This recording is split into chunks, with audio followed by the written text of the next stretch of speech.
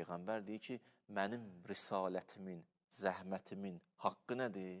Əhl-i beytimi sevir. Peyğəmbər nə demək istəyir?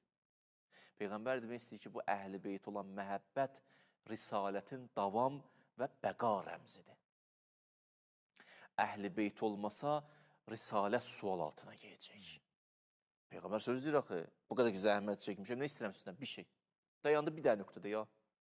Bu qədər sözlər deyib siz Allah, orucdan danışıb, namazdan danışıb, o qədər söhbət edib, nə qədər dəyərlərdən söhbət açıb. Gəldi, hara dayandı? Bir dənə nöqtədə dayandı. O kimdir? Bunları sevməlisiniz. Bu nəyin mesaj verir? Əhl-i beytin məhəbbəti Şama bənzəyir. O Şam olarsa, bütün dəyərlər pərvanə kimi o Şamın ətrafında fırlanacaq.